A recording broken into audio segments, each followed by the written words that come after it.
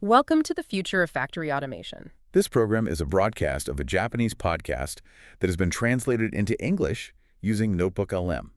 So today on the deep dive, we're jumping into, well, a really interesting area, factory automation. Specifically, we're looking at a translated discussion focusing on industrial PCs, IPCs, and Programmable Logic Controllers, PLCs.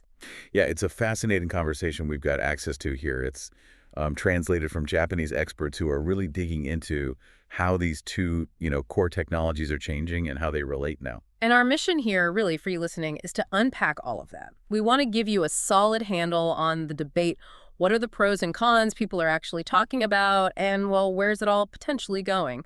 Without getting totally swamped in the super technical details. Okay, so let's get started. One of the first things that popped out, at least for me, from the original discussion was this observation about, well, online chatter. Right, like on Twitter, comment sections, that kind of thing. Exactly. Yeah. There seems to be this noticeable trend lately where people are recommending IPCs more and more. Yeah, I've sensed that too. There's definitely a bit of a buzz around them. And the reasons they give, well, they make sense on the surface, don't they? They do. Things like running SQL servers directly on the device or MQTT brokers for communication. And supporting languages like C# or Python, which are, pretty standard in the IT world. It paints this picture of a single powerful box that can handle a lot of different tasks, bridging that gap between the factory floor and IT systems. But that immediately leads to the big question they tackled in the original discussion, doesn't it? Is having one device that tries to do absolutely everything really the most, well, effective way forward? That's the crux of it, because right after that point, the conversation shifted to the potential downside, the idea that IPCs might often be overspecified. Overkill, basically. Like you're getting this high-powered PC, but maybe you only need it for some pretty basic input-output stuff. Precisely. Do you really need that much processing power just to, flip a switch based on a sensor reading? And that ties straight into cost, right? If you're using a bunch of these, and they're all more powerful and probably more expensive than they need to be. The overall system cost can really climb. Is that extra expense always giving you a real tangible benefit? That's a fair question. It's like, yeah, using a supercomputer to run a calculator app, it works, but maybe not the smartest use of resources. And then things got out even more serious when they brought up safety. Oh, absolutely critical. You can't mess around with safety in industrial settings. The discussion really zeroed in on how safety features get implemented in IPCs compared to, traditional PLCs. Because with PLCs, safety is often baked right into the design, isn't it? Hardware, the operating system, it's all built with safety in mind. Exactly. It's a core principle. So the question becomes, how do IPCs, which often start from a more general purpose computer architecture, meet those same really strict safety requirements? And it wasn't just how they do it technically, but also the whole certification side of things. Right, things like TÜV approval. Getting that stamp that says, yes, this meets specific safety integrity levels or SIL ratings, that's vital. How do IPCs generally stack up there? That was a key point of inquiry. Which then kind of led them down this path of, well, what even is an ITC, really? Yeah, it sounds simple, a PC for industry, but pinning down a precise, universally accepted definition, it's actually quite tricky. It's a bit vague, isn't it? Beyond just a rugged computer, there's not this super clear industry standard that says this is an IPC, this isn't. And that lack of a sharp definition can make these comparisons a little difficult sometimes. But this is where the conversation got really interesting, I thought, because it moved towards how these two things, IPCs and PLCs, are actually starting to look more alike. Ah, the convergence idea. Yeah, that seems key. The old dividing lines are getting fuzzier. Definitely. You look at the low end, maybe simpler devices. Some PLCs that aren't running Windows, they have their own specific OS, right? And some specialized tough IPCs might not run a full Windows desktop either. So the lines blur even there. Okay, so it's not just a simple PC versus a non-PC thing anymore. Not at all. And then you move up to the mid-range and the high-end PLCs. They're starting to do things that used to be purely IPC territory. And vice versa, I suppose. IPC is getting more industrial-focused features. Exactly. More rugged designs, better reliability, maybe even real-time capabilities being built in. So you get this functional overlap, like MQTT support, for example. MQTT, that's the messaging protocol, right? For lightweight data sharing, good for IoT stuff. That's the one. And you're seeing it pop up now on both advanced PLCs and IPCs. Which makes you wonder, If both platforms can do MQTT, does that specific feature still make you choose an IPC over a PLC? Maybe not as much as it used to. It feels like some of those traditional selling points are becoming, well, less unique. So what is the main difference then if functionalities are overlapping? Well, the discussion pointed towards the operating system. The fact that IPCs typically run a full OS like Windows or Linux, that's still a pretty big differentiator. Because that lets you install all sorts of other software easily. Right. You got that flexibility. You can, in theory, load up lots of different applications, databases, analytics tools, whatever you need. But is that always what you want in a control system? That level of openness? Or are the dedicated protocols and, the real-time, often more closed OS of a PLC sometimes better, maybe more secure, reliable for the core control tasks? That's the debate. Oh, And to understand why IPCs got popular in the first place, they touched on the history of it. the old communication headaches. Yeah, exactly.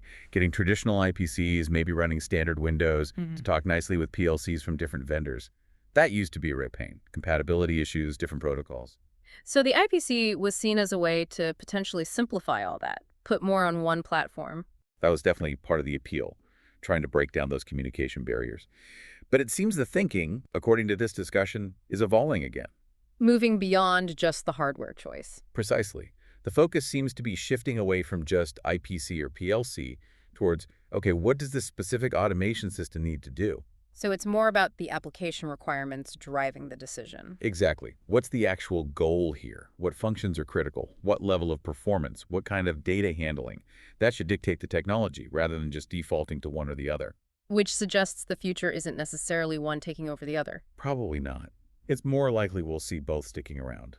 IPC-like systems where you need that software flexibility, and more traditional PLCs where robustness and dedicated control are paramount.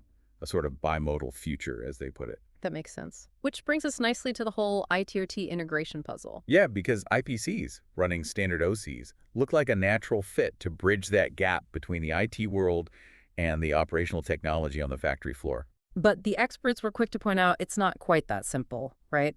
Just dropping an IPC in doesn't magically solve everything. Not automatically, no. They made a really good point. Oh. Okay, so the IT folks might understand the Windows OS on the IPC. They can handle the networking, maybe. But you still absolutely need the OT expertise, understanding the industrial protocols, the specific machinery, the actual physical process being controlled. That knowledge doesn't disappear just because you're using an IPC. So it helps maybe on the IT side of the bridge, but you still need the OT side firmly in place. You need both sets of skills. You absolutely do. It's about collaboration and understanding, not just the hardware. And if hardware capabilities are converging anyway, like we discussed, Then the deciding factor starts shifting more towards the software, doesn't it? you mean the whole ecosystem around the device. Yeah, the development environment, the tools the manufacturer provides, how easy it is to program and manage. Think about something like Beckhoff's TwinSat versus Mitsubishi's GXWorks, for example. They offer very different experiences. So the best choice might just depend on what platform your team already knows or which software suite fits the specific task better. Increasingly, yes. It's less about inherent hardware superiority and more about the usability and power of the software environment. Which led them into another really meaty topic, software modularity, using libraries or function blocks. Ah, yes, function blocks. Basically, pre-written chunks of code for common tasks, like building blocks for your automation logic. And the podcast mentioned a big trend in Europe towards using these extensively. Very much so, especially in ecosystems like Siemens and Beckhoff. The idea is to standardize common functions, make development faster, allow code reuse. It makes a lot of sense on paper. But the Japanese discussion highlighted a bit of a debate there. Not everyone's fully convinced, or maybe they have a different approach. It sounds like there's an ongoing discussion in Japan about, well, how much to rely on these, whether they should be like mandatory standard practice. So what are the arguments? Why use them, and why maybe be cautious? Well, the pro side is pretty clear. Code encapsulation, each block does one job well. Easier debugging, easier maintenance, and, crucially, reusability. Write it once, use it many times, saves effort. Okay, sounds good. What's the hesitation then? The main concerns seem to be around flexibility. If you have to use these pre-built blocks, does that limit your ability to do something really specific or innovative? What if the block doesn't do exactly what you need, for a highly custom task. Ah, so it might stifle creativity or prevent optimal solutions in some edge cases? That's the potential worry. And the experts really stress that, while libraries are great, the overall system architectures may be even more important. How all the pieces fit together. Exactly. How do you define the different parts of your system? How do they talk to each other? You could have the best function blocks ever, but if the fundamental design is flawed, Yeah. you're still going to have problems. So the libraries are tools, but you still need a good blueprint. Precisely. And you also need to focus on the quality of the code you do write yourself, the custom parts that aren't in a library. How do you make that code robust and efficient? So it sounds like the consensus is shifting towards using libraries. They're becoming essential, but maybe the real focus should be less on if we use them and more on how we integrate them wisely into a really well thought out system design. That sums it up perfectly. It's not about libraries versus no libraries, but about using them effectively as part of a bigger picture, balancing standardization with the need for customization. So wrapping this up, the big takeaway really seems to be that this isn't an IPC versus PLC battle anymore, not really. No, it's much more nuanced. It's about convergence. The choice depends on the specific job, the cost, definitely the software ecosystem, and this growing drive for modular, reusable code. The lines are blurring, technology is overlapping, and it really feels like software and overall system design are becoming the critical factors. Absolutely. That's where the differentiation is increasingly happening. Posting 200 daily episodes, please follow and comment. And that leaves us with something to think about, doesn't it? As these technologies keep merging and evolving, what are the new skills, new knowledge that professionals working in factory automation really need to focus on acquiring for the future? It's definitely worth considering.